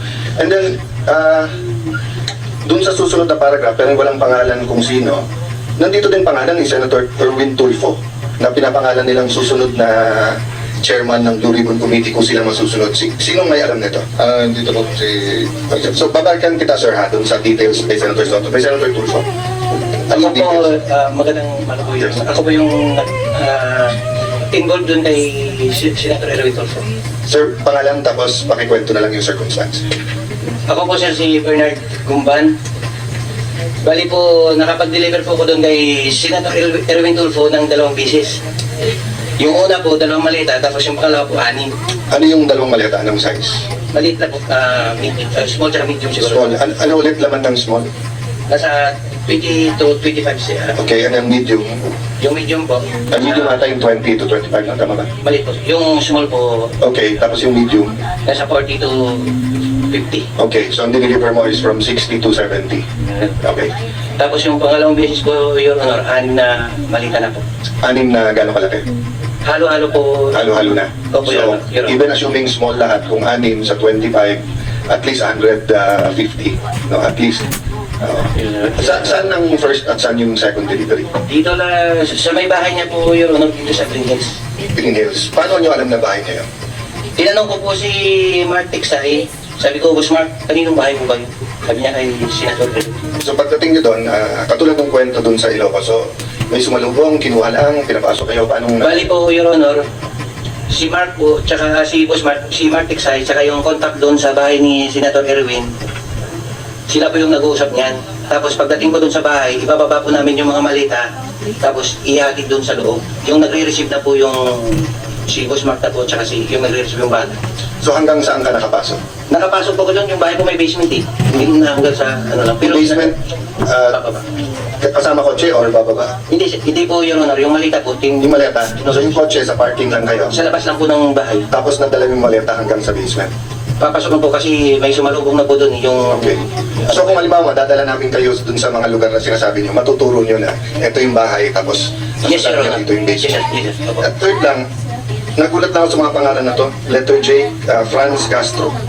nasa Progressive Block to at nandito siya nung Martes, Martes at basta this week nandito siya eh. Sino may alam nito itong kay Franz Castro? Nasa paragraph 43. Tapos Lina de Lima. Tapos may nakalagay dito sa Polo Club na bigay. Sino po dito? Nagugulat lang po ako kasi traditionally ang anti-Marcos, yung progressive groups and yung Dilaw at Pink. Pero recently sa nangyayari sa Senate, Marcos na rin eh. But biglang nandito mga pangalan nila. Again, that doesn't mean this is true. That's why I want to. Sino may alam nung kay Leila de Lima at saka kay Franz Castro? Mga kongresista. Si Franz Castro, Your Honor, laging meeting niya nila, boss, sa ko, sa opisina niya doon sa Congress po at saka sa Town House. Then pagkatapos po ng meeting nila, paglabas po, may mga bit-bit na po yan silang mga paper Pag bags. sinabing sila, sino pa usually kasama ni Franz Castro? Not necessarily sa pera, sa meeting. Yung babae rin yun, Your Honor, yung lagi niya kasama, tatlo yan sila, Your Honor, kasama si Raul Manuel at saka yung isa pa, si Franz Castro at saka si Rosas, Your Honor. How about yung kay Leila de Lima? Sino? Si Laila de Lima po, lagi po yun sa Town House. Kamiting po sila, boss. Then, pagkatapos po niyan, ganun din po, may dala-dala na rin po yan. Kuha niyan, Your Honor, Quadcom hearing. Kailangan nating i-clarify muna, no? Kasi yung pagkabanggit nyo kay Congresswoman Laila de Lima, kasama siya sa mga congressmen ng 19 Congress. Hindi pa siya congresswoman noon eh. Bakit siya kasama rito dun sa listahan ninyo sa paragraph 43? Yun po yung, siguro po may lapses po kami dyan. Kasi, Your Honor, nung napagkamali nyo siyang congresswoman noong panahon na yun? Nung congresswoman, nung panahon na yun, Your Honor, hindi pa po siya kongresista. Pero nung namimit na po kami ni Attorney Baligot, kung congresswoman na po kasi siya, kaya nasama po dyan sa mga congressman ko. Kasi bukod sa kanya, itong tunay na mga congressmen na nilist down nyo sa paragraph 43, babanggitin ko na, salita nyo naman ito eh. Ito yung mga nag-deliver po kami mismo sa bahay ng ilan sa HOR at yung iba kinuha nila sa Unit 8 o Unit 9 ng Polo Club Townhouse, Forbes Park. Sila yung mga sumusunod. Benny Abante, Sia Adyong, Jose Alvarez. Dito binabanggit ninyo kung saan kinuha eh. Halimbawa, si Benny Abante kinuha niya sa House of Representatives saka sa Townhouse. Si Sia Adyong, mga congressman po ito ha, House of Representatives niya kinuha. Jose Alvarez sa Forbes Park House. Jojo Ang, Townhouse. Julian Baronda, Townhouse. Ace Barbers, Townhouse. Ching Bernos, House of Representatives. Arlene Rosas, House of Representatives, Townhouse. Franz Castro, House of Representatives, Townhouse. Joel Chua, House of Representatives. Manix Delipe, House of Representatives. Ito nga, si Laila de Lima, Townhouse din niya kinuha. Dan Fernandez, House of Representatives, Townhouse. Janet Garin, House of Representatives, Townhouse. Don Gonzales, Townhouse. Jay Kong Hun, House of Representatives at Townhouse. Jervil Luistro, House of Representatives. Raul Manuel, House of Representatives and Townhouse. Ito yung mga makabayan group na sinasabi ni Senate President kanina eh. Raul Manuel, Franz Castro, Arlene Rosas. Ito yung mga bayan black. Na kapag nagsasalita sila sa House of Representatives, matagal ko sila nakasama roon eh. Wala nang ginawang mabuti ang gobyerno. Palagi sila na lang mabuti. Na parang sila, ay ngayon pala eh. Hindi ko sinasabi totoo lahat ito, kaya kayo nandito para patibayan ninyo, para tindigan ninyo na totoo lahat ang sinabi nyo rito. Sandro Marcos, Forbes Park, Paulo Ortega, House of Representatives, Joseph Paduano, House of Representatives, Townhouse, Stella Kimbo, House of Representatives, Townhouse and Residence, J.J. Suarez, House of Representatives, Erwin Tulpo, ayun, Green Hills, House of Representatives. Itong lahat ko na binanggit ninyo na mga ngayon ay naglilingkod na miyembro ng House of Representatives, yung iba naman ay wala na, kailangan mapatibayan natin sa makita ng inyong individual o sama-samang paglalahad na tama lahat, na sila ay nakatanggap sa iba't ibang paraan at iba't ibang lugar ng salapi na kailangan natin mapatunayan ngayon. Sino gusto magsimula? Kailangan mapatibayan natin lahat ito. Your Honor, itong mga dating mga sundalo natin ay meron silang na-share sa akin na screen capture ng kanilang chat group, no? Kasi ang nangyayari po doon, may chat group sila. Pag mag-deliver sila ng pera sa isang personalidad, ay kinukuha na nila ng picture. At ipinapasa sa chat group nila. Pag nakita po yun ni Ginoong Saldico, pino-forward niya doon sa recipient at sinasabi, okay na ako sa iyo ha, etc. Pero kung kasama mismo si Ginoong Saldico sa pag-deliver, hindi na nila napipicturan. Hindi, yun lamang. Maski na yun, pwedeng tanggapin ng komite. Dahil ang importante lang, mapatibayan natin na itong mga taong binanggit natin ngayong umaga, sapagkat ito naman ay nasusulat sa inyong pinagsama-samang salaysay, pero mapagbabatayang Ito po, no, noong April 8, Tuesday po ito, may nag-text yung si Police Captain Alvin Nugit, yung parang team leader po nila. Sabi niya, Franz Castro, saka Arlene Rosas, dito na sila, sir. Tapos may sagot, sir, may kasama pa daw sila, continue daw. Pabato na lang, sir, sa tropa sa baba. And then may naipasa rin nga sa akin na isang picture ni Congresswoman Rosas doon sa opisina ni Congressman Saldico, no? So si Congresswoman... So lahat ng nabanggit nating mga public figures ngayon, mayroong mga confirmatory na ebidensya sa chat ninyo, kung hindi man litrato, confirming that all of them receive these kickbacks. Yung pag-receive po ng kickback, sabi ko, pinapadala sa chat group nila. Yun na, merong coverage na chat group report, kung ano man ang tawag ninyo, para mapatunayan natin isa-isa ang mga ito na nakatanggap ng kickback. Hindi po exactly na one-on-one correspondence po, no? Dahil yung iba po na na-capture nila sa screenshots, through screenshots, nakuha po sa telepono ng iba. Pero may naiwan din po sa iba na may bibigay po namin sa inyo. I think ang ibig sabihin ni Chairman, katulad nung nagtanong ako kay Senator Tito Soto, allegedly, sinagot nung tatlo or dalawa-tatlo, nung tinanong ko kay Senator Erwin. So I think kung sino lang may personal knowledge dun sa iba. But I just one comment lang, Mr. Chair, and appeal to sa Armed Forces of the Philippines. Alam niyo po, hindi biro po yung namamatayan ang sundalo. Akala natin pag namatayan yung sundalo, kompleto yung pondo para sa kanyang byuda or kung babae siya para sa kanyang nabyudo at mga anak, no?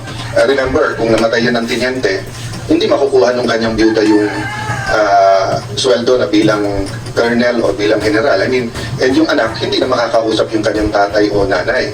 The reason why I say this is because yung progressive group have been consistent in trying to get the NTF-LCAC abolished. And they have been very consistent na dapat walang mga pondo para sa ilang mga lugar sa Pilipinas at NTF-LCAC, marami silang accusation dito. So napakasakit naman kung nasa gobyerno pala, ginagamit yung nakaw na pera para bigyan tong mga individual na to, tapos mga individual na to ay ina-advocate na mawala yung NTF-LCAC na kung saan tuloy-tuloy po ang mga casualty ng mga alagad ng batas, maging pulis yan. So, right now, I don't know kung may susunod sa amin kapag nagbigay kami ng directive, whether sa Ombudsman, DOJ, or AFP. But ako, sa mga nakikinig sa AFP ngayon, lalo sa intelligence, i-verify nyo rin to. Kasi para tayong... Need a good stretch. And reset with fun mini workouts for different body areas. Anytime and... Tayo din, sa buwis din pala natin pinopondohan yung mga advocate na itigil nyo naman yung laban. Diba parang the right hand is saying, alay mo buhay mo para sa bansa. Yung kaliwang kamay naman, nagbibigay ng pera dun sa lumalaban. So it's just crazy, Mr. President. So I hope the AFP intelligence look into this. This is not just a matter of truth in the sense of anti-graft and corruption. This is a matter of survival, of existence, of life or death sa ating mga alagad na batas, sa ating AFP at PFP. Thank you, Mr. Chair. Salamat, Mr. SP. Balikan ko po yung aking naunang tanong sa inyo kung individually meron kayong gustong isalaysay na hindi naman inconsistent doon sa inyong pinirmahan na sama-samang salaysay. Namukul po sa pagdideliver nyo ng pera kung kanino, ilan ang dinideliver, paano dinideliver, anong ginamit sa pagdideliver, kanino napunta. Yun lamang po, para sa ganon, malaman natin na nagkakaisa kayo hanggang sa magawa ninyo ang pinagsama-samang salaysay. Unahin po niyong banggitin ang pangalan ninyo. Judica Joseph. Sir, outside duty po ako sa isang PR na si Father Flavi ay hinatiran ko ng pera doon sa Mindanao. Isang sobre yun, sir. Judica Joseph, Judica Joseph. Hindi, yung dinalhan po niyo ng pera. Si Father Flavi, Villanueva. Tapos sir, mayroong sir, Anong lugar po yun? sa Mindanao, sa mismong simbahan niya, sir, sa may gilid ng kalsada. Bakit po ba yung nagdala ng pera doon sa pare? Kasi sir, hindi ko ano sir, kung paano nila yun sir. Basta nagdala na ako ng pera sir, tapos dun sa 33, Malita din ba? Hindi nila. isang sobre sir, tapos dun sir, sa 33 Clemente. Baka naman sulat lang pinadala Hindi sir, ko. pera sir, kita ko mismo sir. Sobre lang? Ay sir, tapos sa 33 Clemente sir, isang malita. Kanino? Kay Father Flavi, binuhat ko papunta sa sakyan niya. So may isang sobre at isang malita. Ay, sir. Yun ang nare-recall ko. Ay sir. Hapon yun sir, hapon. Tapos yung suot niya sir, itim na pangpare. Yung pangpare yung ano niya. Nung iabot mo, Kaya sa sakyan sir. nakasuot siya ng pampare. Ay sir, yung pare na itim sir na susuot ng pare. Paano mo nalaman na siya na yung... Nakikita ko sir, kasi pumutok na yung sir, yung doon yung sa Ijiki na nalaman ko si Father Flavi. Bukod sa kanya, sino pa ang pinagdalhan mo ng pera? Yung experience mo. Si Terry doon sir. Nakita ko sir, yung sakyan niya, BMW yun sir. Pero rito yung congressman ngayon. Yes sir. Ilang maleta naman ang binigay mo? Isang maliit din sir. Saan mo binigay? Galing 8th floor sir sa Quezon City building sa President Tower, binaba doon sir. Sinakay sa sasakyan sir. Siya ang pumunta doon. Ay sir, kilala ko sir. Mr. Chairman, may I mention this lang dahil importante itong breaking news. Sabi ng Inquirer.net, breaking, NBI Director Melvin Matibag has revealed that NBI received information that former Congressman Mike Defensor allegedly bribed the 18 ex-Marines 5 million to provide 5 million to provide testimony regarding the flood control anomalies. Matibag said the testimony came from an individual. An individual means one person. Kasi kung hindi, individuals dapat unless it's grammar. With a direct relationship to one of the supposed 18 Marines. So that could be anyone in the world. Dahil 18 kayo, I'm sure you have a lot of friends. Pinangalanan si dating Congressman Mike Defensor na siya yung nag-offer ng halaga noong 5 million para maging testigo na ang lumabas mag-press con Matibag said. He added that the NBI has already issued a subpoena to Defensor to shed light on allegations. I will not interrupt you now, Mr. Chairman. Mamaya, nandito na rin naman si ex-Congressman Defensor. It's time for him once again to use his last name and defend himself. Having said that, may I invite with the permission of the Chairman, Director Matibag, total mahilig kayong NBI pumunta dito sa Senado na walang imbitasyon. Ngayon kayong pumunta, iniimbitahan ko kayo ngayon. Kasi kung yung impormasyon mo ay hindi verified, hindi naman marites ang pangalan mo. Ngayon, kung verified yung iyong impormasyon, ibig sabihin, bilang investigador, no, NBI, ibig sabihin you have reasonable ground to believe na yung nagsabi sa'yo ay totoo. Pumunta ka dito under oath at pagkakataon mo ngayon makaharap si Congressman Mike Defensor at yung 18. No? So itong hearing natin ay open. So if Senator Tito Soto or Senator Erwin Tulfo, ika nga ni Rafi Tulfo, kung ikaw ay matapang pumunta ka dito, pag ikaw naman pumunta dito, ikaw ay ututo. Pero open po itong hearing na to. But especially now to NBI Director Melvin Matibag. Pumunta ka dito, Director, kasi ako, interesado talaga ako kung nagsisinungaling itong 18 ito. Pati si kumpanyero Tony Levy, kasi napakalaking disservice to sa ating bansa kung gawa-gawa to o kung may dagdag bawas kayo sa testimony nyo. Pero napakabigat ng testimony nyo kung sasabihin nyo ang pinakamalaking sindikato sa ating bansa ay mismong gobyerno. So one of the two has to be the truth. That's why Director Matibag, hindi pa naman kami matatapos. Imbitado ka ngayon o kung sino yung agent mo na nagkwento sa